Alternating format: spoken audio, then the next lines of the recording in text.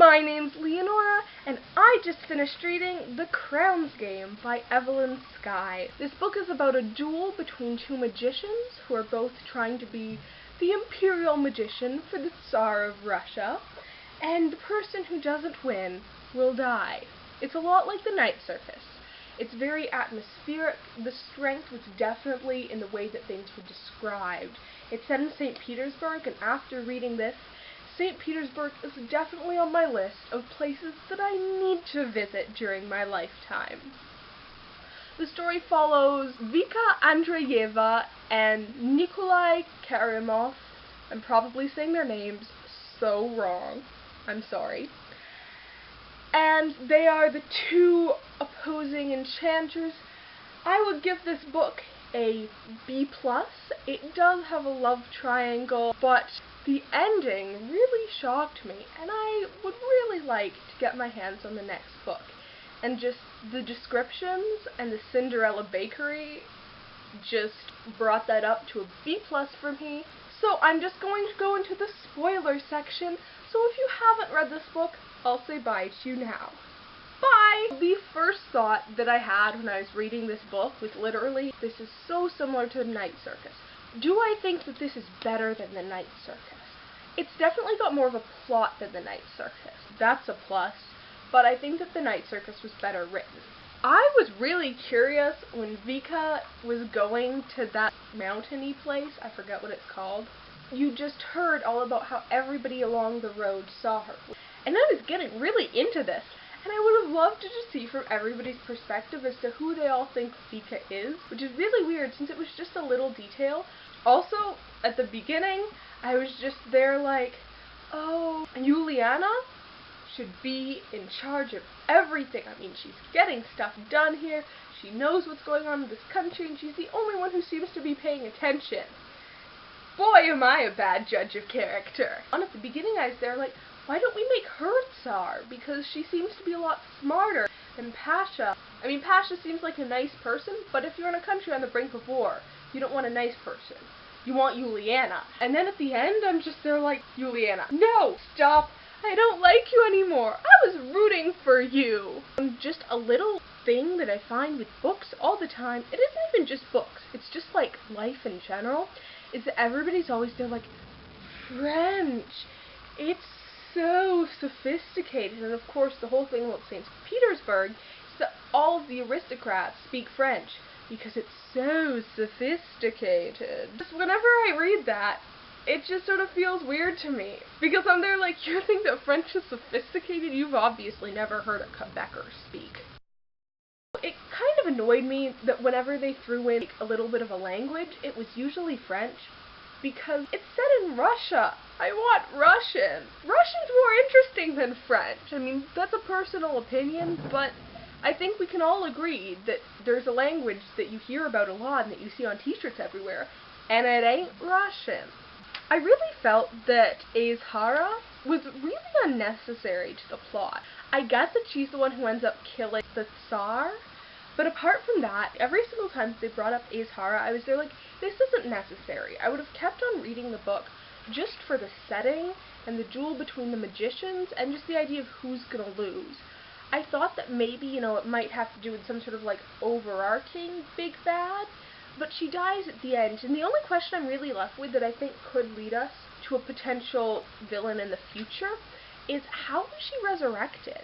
Because she talks about like a surge of power or something, and we don't know where that comes from. If the whole thing with Azhara and the energy that brought her back to life isn't what carries the story on to the next book, then I'm not really sure what will. I mean, there is obviously the thing about how Nikolai's dead, but you do need an antagonist for the next book because you can't just have them compete again. I found it really interesting how there were problems going on in Crimea. They mentioned it early on in the book, and I wrote down, read an account about the current situation in Crimea. Irony much, I don't know if it was intentional or not, but a little mocking at the current situation. I found the ballerina and the jack-in-the-box just so Tchaikovsky. The Nutcracker, Drosselmeyer brings out this presents, and they're two dancers, and then they dance together, and then they go back into their boxes. I just loved all of the enchantments. Like, they managed to mix sort of like the wonder of the night circus with actual practicality. With the night circus, I was never really sure how the duel worked, because it felt like, maybe you were supposed to be, like, killing each other, but you're just sort of trying to upstage each other, and I didn't see how that could work for somebody. But in this it does, because there's a judge, so if your magic is better, then you win, and if you happen to kill the other person in the process, that's okay too. I also just liked how suspicious they were of everything. There were all these pretty things. It's like, oh, it's so pretty, it's for Pasha's birthday. These things are gonna kill you while looking gorgeous for Pasha's birthday. Speaking of Pasha, I was not a fan of the love triangle, but at the same time, I don't have any opinion who I want Vika to be with. I feel like this book would really appeal to fans of the Infernal Devices, just because it's got a similar feel and a similarly infuriating but somewhat irresistible love triangle. I will be honest, the love triangle is one of the reasons that it did not make it to the A grade. Let's just take a moment to appreciate the perfection of the Cinderella Bakery. Like I've said, I want to go to St. Petersburg, but the truth is, I would trade in St. Petersburg if I could just go to the Cinderella Bakery, especially the one in St. Petersburg with all the enchanted sweets. Just the way it was described was so full of wonder and just beautifulness, and I wanted to eat everything. I had a similar feeling when Vika arrived at the ball and they were describing her dress.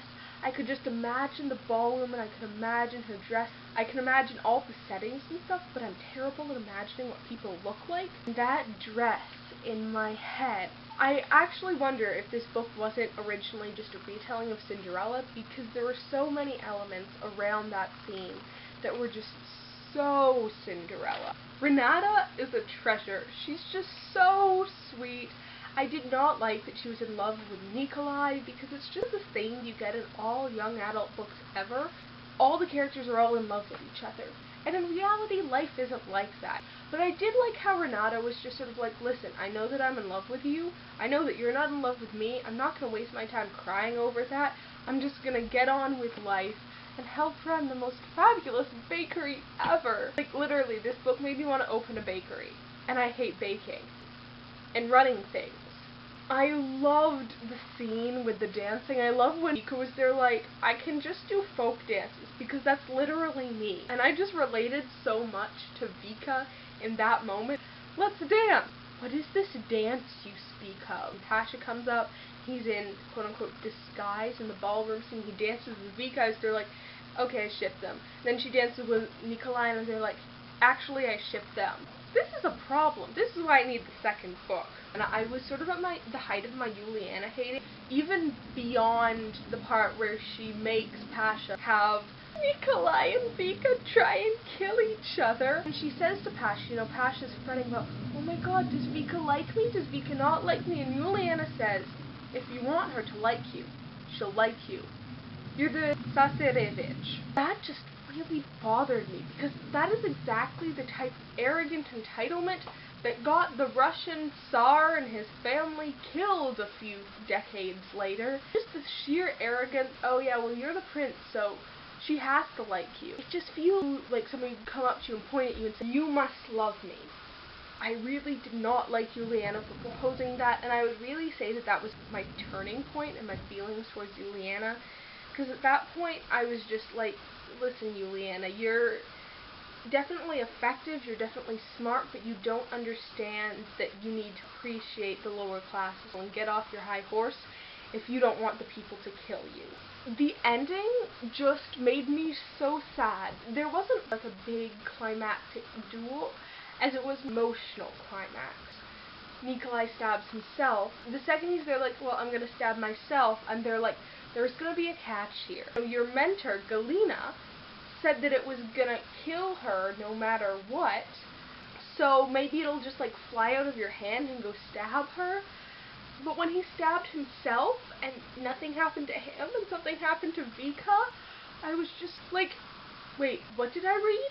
But there's gotta be a solution, and I was really, really impressed that Evelyn Skye had the courage to actually kill somebody, because there are a lot of books where there'll be some sort of prophecy or something that says that somebody has to die, and then somehow they manage to cheat it, and like 2 pages later the person's alive again. I'm pretty sure that Nikolai is going to come back in the next book, but just the fact that she ends the book on this closing note, just the shadow of him is left, felt very mature to me. So would I recommend The Crowns Game? Yeah, but it depends on what sort of book you like. But I definitely enjoyed myself reading it, and if you're a fan of slower books that are more about the atmosphere than the actual plot, I definitely think that you would enjoy this, and you can join me in St. Petersburg when I finally go there.